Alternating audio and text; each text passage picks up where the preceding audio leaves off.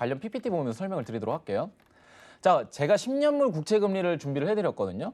자, 부양책이 통과가 되고 나서 국채금리가 어디까지 오르냐면 1.7%까지 올라요. 1.7%까지. 이때 우리 사실 분위기가 어땠어요, 여러분들? 경제가 엄청나게 성장할 것이다. 부양책이 이제 통과가 되고 소비적인 측면도 올라오게 될 것이고 고용도 계속 회복이 될 것이다 라는 기대감이 형성이 됐었거든요. 그래서 계속 밀어 올렸어요. 증시든 뭐 코스피 시장이든 뭐 3,000 돌파하고 3,200 돌파하고 계속적으로 이러한 현상들이 벌어진 겁니다. 근데 지금 국면에서 봤을 때 막상 까보고 보니까 우리가 생각한 만큼 경제가 성장하지는 못할 수도 있겠네? 이런 기대치가 좀 낮아진 거예요. 이런 얘기 이제 어떻게 보면 이러한 판단이 조금씩 나오기 시작하면서 스태그플레이션이다라고 계속적으로 얘기가 나오고 있는 거예요. 근데 아직 국면에서 봤을 때 스태그플레이션은 아니에요, 여러분들. 경제는 계속 성장하고 있는 국면이지만 우리가 기대한 만큼 성장을 못하고 있다 보니까 경제가 지금은 좀 더 우리가 생각하지 못한 만큼 성장을 하지 못하는 게 아닌가라는 우려가 있을 뿐이지 경제가 회복하고 있는 국면은 자명하기 때문에 이 부분에 대해서도 헷갈려 하시는 분들이 좀 많으실 것 같아요. 그래서 저는 이제 제가 말씀을 드리면 스태그플레이션은 아니다라고 말씀을 드리겠고 가장 이제 여러분들이 중점으로 좀 봐야 될 거는 10년물 국채금리거든요. 이 10년물 국채금리가 가파르게 상승하는 것과 가파르게 하락하는 것만 피하면 돼요. 그래서 사실 움직임의 모습들을 보면은 최근 나스닥 물론 이제 골드 얘기를 하다가 중간에 이제 나스닥 얘기를 드리지만 이때 사실 국채금리가 상승했을 때 나스닥에 한번 큰 조정이 왔었거든요. 그러니까 부양책으로 국채금리가 급등하자 조정이 크게 내려왔었던 때가 있었어요. 이게 나스닥이었습니다. 우리가 나스닥이 성장주나 지금 뭐 기술주 중심해가지고 지금 여러 가지 이제 종목들이 많이 편입되어 있는 만큼 금리에 예민할 수밖에 없어요. 미국채 금리가 올라간다라는 거는 결국 이 잠정 기대치가 일단은 금리가 뭔가 성장주들에서는 되게 쥐약이거든요. 성장주들은 여러 가지 기업에 투자를 하고 좀 어떻게 보면 그 유동성을 활발하게 움직여야 되는 그런 국면인데 사실 뭐 금리가 올라가서 지금 이러한 거는 부진할 수밖에 없거든요. 그러니까 투자를 원활히 못한다라는 거죠. 그래서 기업이 성장할 수 있는 가능성은 일단은 좀 적다라는 게 국채금리가 올라감으로써 성장주가 좀 약하다. 그래서 나스닥이 그런 모습을 보여줬었는데 미국채 금리가 또 하락하면 사실 나스닥이 이제는 계속 상승을 해야 되잖아요. 금리에 예민하지 않은 만큼 뭐 성장주가 많이 편입되어 있는 만큼 근데 지금 미국채 금리가 또 하락을 하자마자 또 조정 포인트를 크게 보여줘요. 뭐 물론 이제 작게나마 지금 이렇게 작게 보여서 지금 조정이 크게 얼마 안 나왔는데 최근 21선을 돌파했었던 하락 포인트거든요. 그러니까 최근 이제 움직임이에요. 14,550포인트까지 나스닥이 빠졌었죠. 그래서 이때는 사실 국채금리 하락으로 경제 성장에 대한 우려가 어느 정도 바탕으로 깔린 겁니다. 그러면 국채금리가 상승해도 하락하고, 그러니까 미증시 기준으로 말씀을 드린 겁니다.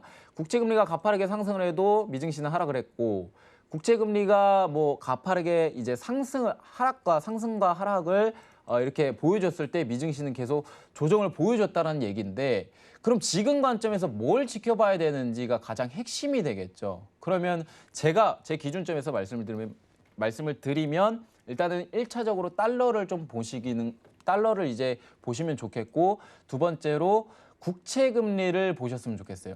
지금 국채금리가 조금 안정권에 들어오면서 반등이 나오고 있는 국면에서 봤을 때는 조정이 그렇게 크게 안 내려오거든요. 그래서 저는 오히려 지금 국면에서 봤을 때 국채금리가 올라가는 것은 오히려 좀 경제 성장에 대한 우려가 조금 적어졌다.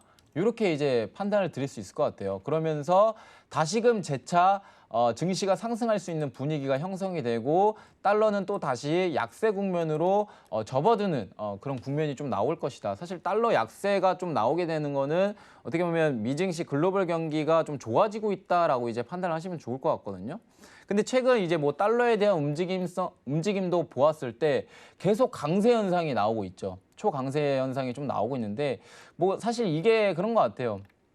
여러 가지 이제 경제 성장에 대한 우려가 있다라고 이제 말씀드렸다시피 이렇게 미국의 경제 성장에 대한 우려가 있으면은 여러 가지 이제 뭐 한국이라든지 아시아장이라든지 이런 신흥국에 대한 나라들이 오히려 더 경제 성장이 주춤해집니다. 그럼으로써 이 달러에 대한 수요가 올려가지고 오히려 달러가 강세 현상이 나오는데 뭐 여기에 대한 이유도 있겠고 뭐 이제 과거에 22 통화정책 회의에서도 계속 완화적인 통화 정책을 유지를 한다라고 했기 때문에 유로를 더 푼대요. 그래서 유로 대비해가지고 달러도 반대 역상관계성을 띠기 때문에 유로가 하락하게 되면은 달러가 또 상승하는 근거가 됩니다. 그럼 이렇게 봤을 때 우리가 이게 이렇게 되면은 사실 미국이 나홀로 성장할 수 있는 국면을 형성을 할 수밖에 없거든요.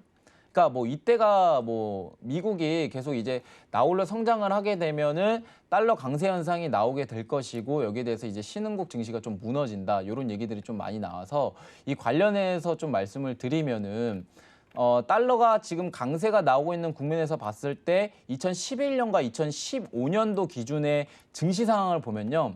미국 S&P 기업 기준으로 좀 말씀을 드리도록 하겠습니다. 미국이 파란색 선이고 신흥국이 회색 선이에요. 그다음에 뭐 전 세계 미국 제외해가지고 한국 코스피 여기에 대한 그래프들을 보면은 달러 강세가 나왔을 때였습니다. 달러 강세가 나왔을 때 증시에 대한 모습 자체가 오히려 부진하는 모습을 보여줬었죠. S&P 500만 올라갔었어요. 이때. 그러면 지금 강세 현상이 똑같이 나오고 있는 국면이거든요. 그러면 우리가 요거를 또 의심해 볼 수가 있겠죠. 아, 코스피 시장이 계속 지금 달러 강세 현상이 나오고 있는데 이 부분에 대해서 지금 어떻게 보면 제가 수급적인 측면도 한번 봤어요. 외국인 매도가 좀 많이 나오더라고요.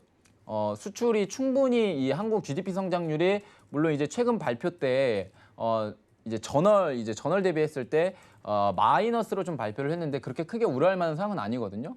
그럼 전체적으로 봤을 때 한국 수출은 좋아지고 있는데 외국인 매도가 계속 나오고 있는 국면에서 봤을 때는 아무래도 달러 강세 현상이 아무래도 코스피 시장을 조금 부진한 모습을 보여주는 게 아닌가 이렇게 이제 생각을 하실 수도 있으실 것 같은데 이제 제가 말씀을 드리고 싶은 거는 2011년과 2015년은 물론 달러에 대한 영향도 있겠지만 사실 이때도 실적이었어요.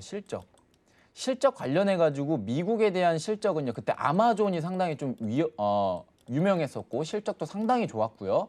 거기서 이제 바이오테크 기업들이 주도주 역할을 했던 그런 시기였습니다.